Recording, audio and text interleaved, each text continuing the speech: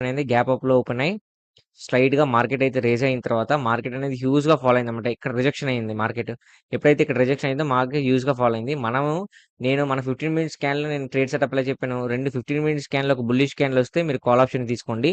లేదు 2 15 minutes స్కాన్‌లో bearish స్కాన్‌లు వస్తే మీరు పుట్ ఆప్షన్ తీసుకోండి అని చెప్పాను. బట్ చూసారా ఫస్ట్ 15 మినిట్స్ స్కాన్‌లో ఒక బుల్లిష్ స్కాన్‌ల్ వచ్చింది. తర్వాత ఒక బేరిష్ స్కాన్‌ల్ వచ్చింది.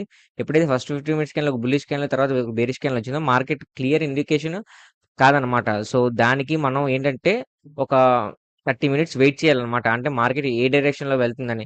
ఇంకా గ్రాడ్యుయల్‌గా ఫాలో అవుతుందంటే చూసారు 2 బేరిష్ స్కాన్‌లు మళ్ళీ వచ్చాయి. ఎప్పుడైతే మార్కెట్‌లోని హ్యూజ్‌గా ఫాలో అవుతుందో ఈ క్లియర్ సింప్టమ్స్ ఏంటంటే మార్కెట్ అనేది ఇంకా ఫాలో అవుతుందనే ఎక్స్‌పెక్ట్ చేయాలి. సో, ఎప్పుడైతే నేనేమనుకున్నాను చూసి ఎప్పుడైతే ఈ లెవెల్ ఎప్పుడైతే మార్కెట్ అనేది టచ్ అయిందో ఇంక హ్యూజ్‌గా మార్కెట్ అనేది ఫాలో అవుద్దని ఎక్స్‌పెక్ట్ చేశాను. ఇక్కడ నేను పుట్ ఆప్షన్‌ని ప్లాన్ చేసుకున్నాను ఫ్రెండ్స్. 100 పాయింట్స్ సక్సెస్‌ఫుల్‌గా క్యాప్చర్ చేసుకున్నాను. దాని తర్వాత ఎటువంటి ట్రేడ్ తీసుకోలేదు. మార్కెట్ అయితే హ్యూజ్‌గా ఫాలో అయింది. మళ్ళీ రివర్సల్ అయింది. మళ్ళీ ఇక్కడ ఫాలో అయింది. బట్ ఈరోజు